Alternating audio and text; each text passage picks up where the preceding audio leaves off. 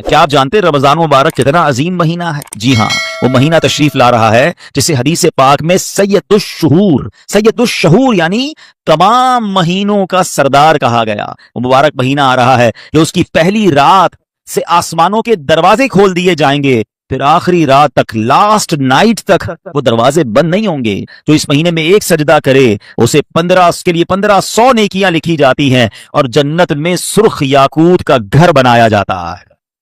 اللہ اکبر، سمجھ آ رہی ہے بات؟ ایک سجدے پر 1500 نیکیاں اور ایک ہی سجدے پر سرخ یاقوت کا جنت میں گھر۔ اب سوچیں جو نفل پڑھتے ہیں، جو پوری تراویح پڑھتے ہیں، ہر سجدے پر کیا کچھ حاصل کر رہے ہیں۔ انہیں سوچنا چاہیے جو تراویح میں سستی کر جاتے ہیں، نوافل میں سستی کرتے ہیں۔ دل پر چوٹ کرنے کے لیے ایک جملہ کہہ دیتا ہوں، باقی پھر آگے چلتے ہیں، کہ اگر یہ کہہ دیا جائے کہ ماہ رمضان میں جو جتنے سجدے کرے گا اسے اتنے 1000 روپے ملیں گے، پھر بتائیں کتنے سجدے کریں گے؟ اچھا جناب، جو ماہ رمضان میں پوری تراویح پڑھے گا اسے جناب کورنگی کی ایک بڑی سوسائٹی میں ایک پلاٹ دیا جائے گا، 20 رکعت پوری پڑھے بندہ، کہ 20 کے بعد کہیں کچھ اور بھی پڑھ لیتا ہوں، ایک پورا پلاٹ مل جائے گا ہر سجدے پر۔ کراچی میں نہیں، پاکستان کے پوش ایریا میں نہیں، جنت میں سرخ یاقوت کا گھر دیا جا رہا ہے۔ تو کتنے سجدے کرنے چاہیے رمضان میں؟ وارے نیارے ہو گئے نا، اتنا آسان، سبحان اللہ۔ اور سنو، وہ مہینہ آ رہا ہے کہ جو ماہ رمضان کا پہلا روزہ رکھتا ہے اس کے پچھلے گناہ معاف کر دیے جاتے ہیں۔ صبح سے شام تک 70,000 فرشتے اس کے لیے دعائے مغفرت کرتے ہیں۔ آج دنیا میں پتہ ہے ہم کسی بڑے بزرگ شخصیت کو ڈھونڈ رہے ہوتے ہیں، کسی عالم دین سے پیار ہوتا ہے، کسی پیر صاحب سے محبت ہوتی ہے، بندہ کہتا ہے جا کے یار ان سے دعا کروا لوں، میرا کام ہو جائے گا۔ اللہ کے فرشتے، اور وہ بھی کتنے؟ 70,000 صبح سے شام تک روزہ دار کے لیے دعائیں کر رہے ہیں، سبحان اللہ، جس میں نفل کا ثواب فرض کے برابر، فرض کا ثواب 70 گنا بڑھا دیا جائے گا۔ رمضان مبارک کی جب پہلی رات آتی ہے، اللہ پاک اس امت کی طرف نظر رحمت فرماتا ہے، اور جس پر اللہ نظر رحمت فرمائے اسے کبھی عذاب نہ دے گا۔ اس سے کیا پتہ چل رہا ہے؟ 2-3 باتیں آ گئی ہیں کہ پہلی رات بڑی امپورٹنٹ ہے، آخری رات تو ہے ہی امپورٹنٹ، وہ بعد میں بتاؤں گا، مگر چونکہ ابھی پہلی رات آنے والی ہے نا، first night of Ramzan is very important. آپ نے سنا اس رات ہمیں یہ 2 رکعتیں پڑھنی ہیں، پھر فرمایا اس رات اللہ جس پر نظر رحمت فرمائے گا اس پر کبھی عذاب نہیں ہوگا، اور پھر کیا فرمایا؟ تو پہلی رات آسمانوں کے دروازے کھول دیے جاتے ہیں، سبحان اللہ۔ تو یہ خاص رات ہے، فرمایا اس مبارک مہینے میں بخشش کے پروانے بانٹے جائیں گے۔ کون سا وقت بڑا سینسیٹیو ہے؟ جو افطار کا وقت ہے نا، یہ بڑا سینسیٹیو ہے، بڑا حساس، بڑا خوبصورت وقت ہے۔ حدیث پاک میں آتا ہے جس کا مضمون ہے ہر روز افطار کے وقت 10 لاکھ گناہگاروں کی بخشش کی جائے گی۔ اور اس مبارک مہینے میں جب جمعہ آئے گا نا، رمضان میں جتنے جمعے ہوں گے، فرمایا تب تو وارے نیارے ہو جائیں گے، جمعرات کی مغرب سے لے کر غروب آفتاب سے جمعے کے غروب آفتاب تک، یہ جو 24 آورز ہیں، یہ جو دن رات ہے، فرمایا ہر گھڑی میں 10 لاکھ گناہگار جہنم سے آزاد کر دیے جاتے ہیں۔ اور وہ بھی کون سے؟ جن پر جہنم واجب ہو چکی تھی، گناہوں کی وجہ سے جن پر جہنم واجب ہو گئی، وہ گناہگار بخشے جائیں گے۔ اللہ اکبر۔ اب سوچو یہ رمضان کیسا مہینہ ہے، اس کی کتنی خوشی ہونی چاہیے، کتنی پریپریشن ہونی چاہیے۔ افطار کا وقت تو اتنا نازک وقت ہے کہ 10 لاکھ بخشے جا رہے ہیں۔ ہم افطار میں کس کام میں لگے رہتے ہیں؟ بھائی سموسے آگے کے نہیں آئے، پکوڑے آگے کے نہیں آئے، شربت کہاں ہے، دہی بلے کہاں ہے، فلاں چیز کہاں ہے، گھر میں ایک افراتفری مچی ہوئی ہوتی ہے۔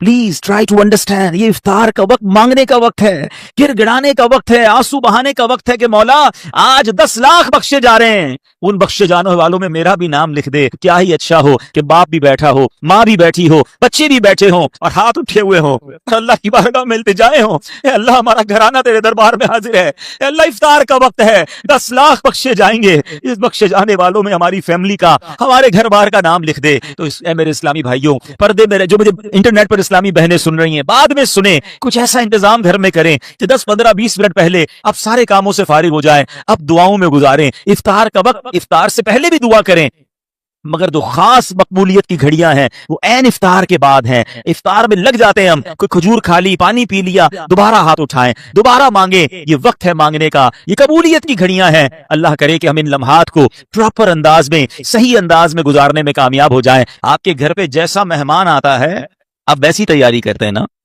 کوئی دور کا مہمان، نارمل مہمان، آپ نارمل سی تیاری کرتے ہیں، اسپیشل مہمان آپ اسپیشل تیاری کرتے ہیں۔ کچھ مہمان ایسے ہوتے ہیں جن کے آنے کے لیے انتظار ہوتا ہے، یقین نہیں آتا وہ ہمارے گھر آ رہے ہیں، بندہ گھر بھی سجاتا ہے، صفائی بھی کرتا ہے، خوشبو بھی لگاتا ہے، اچھے اچھے کھانے بناتا ہے, مہمان کی تیاری ہے نا. رمضان کی رب کی طرف سے ہمارے لیے مہمان آ رہا ہے, ہماری بخشش کروانے آ رہا ہے.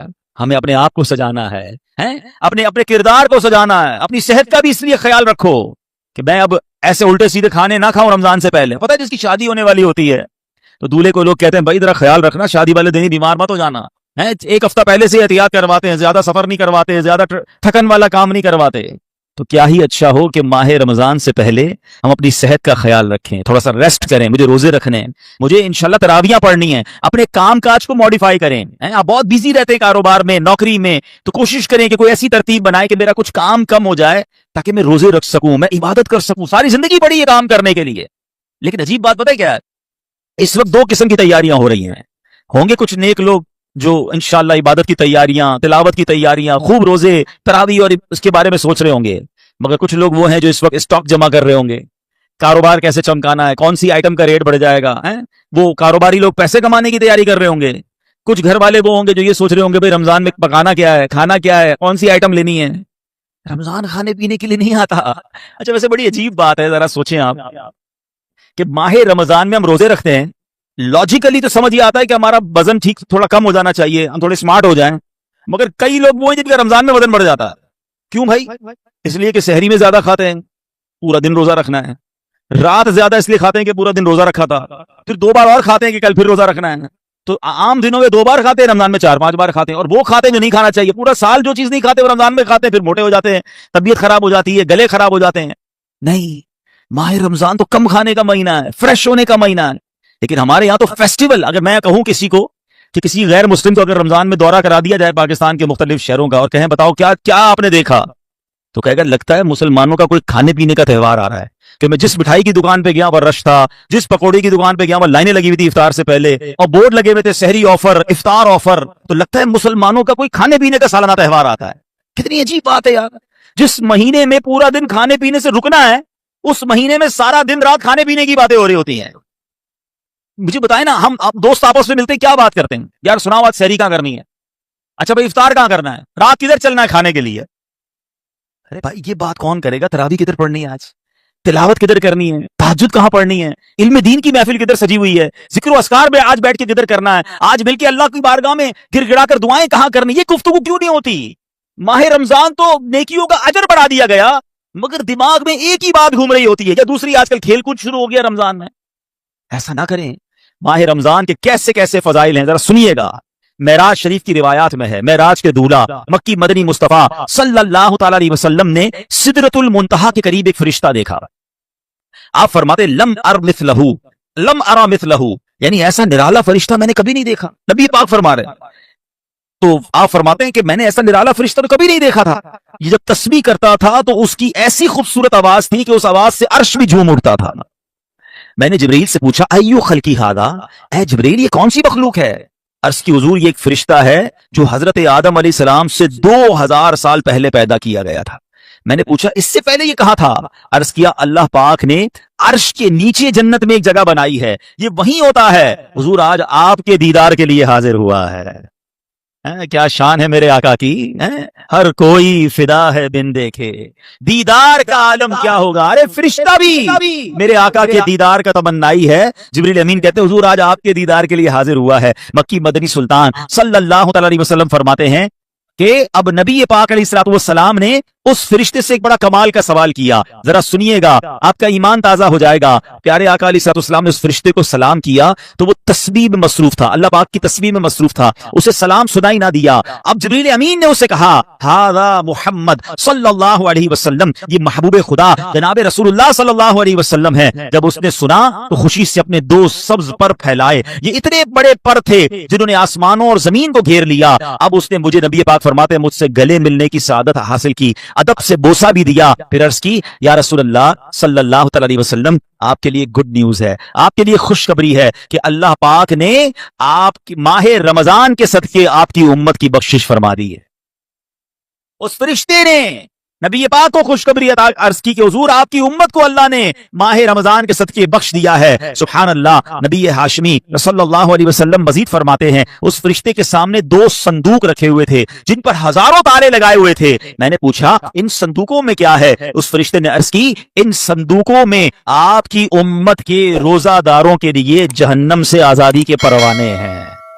آئے ہائے، ہماری آمد ہماری مغفرت کا انتظام پہلے ہی رب نے فرما دیا ہے۔ کاش ہم ماہ رمضان کے قدردار بن جائیں۔ اے گناہ گاروں، تمہاری سمجھ لو بات بن آئی ہے، عاصیوں کی مغفرت کا لے کر آیا ہے پیام۔ جھوم جاؤ مجرموں، رمضان ماہ غفران ہے۔ بھائیوں بہنوں، کرو سب نیکیوں پر نیکیاں، پڑ گئے دوزخ پہ تالے، قید میں شیطان ہے۔ اللہ اکبر۔ تو اے میرے پیارے اسلامی بھائیوں، یہ اس قدر مبارک مہینہ ہے کہ اللہ کریم اس مہینے میں رحمتوں اور برکتوں کے دروازے کھول دیتا ہے۔ اس مہینے میں مغفرتوں کے انتظام ہو گئے ہیں۔ اللہ کرے کہ ہم ماہ رمضان کی قدر کرنے والے بن جائیں۔ رب عز و جل قرآن مجید میں اس ماہ مبارک کے بارے میں فرماتا ہے۔ ماہ رمضان کی آپ اہمیت کا اندازہ اس بات سے بھی لگائیں کہ پورے قرآن میں صرف ایک ہی مہینے کا ذکر ہے، اور وہ مہینہ کون سا ہے؟ وہ مہینہ ماہ رمضان ہے۔ اللہ قرآن میں فرماتا ہے بسم اللہ الرحمن الرحیم شہر رمضان الذی انزل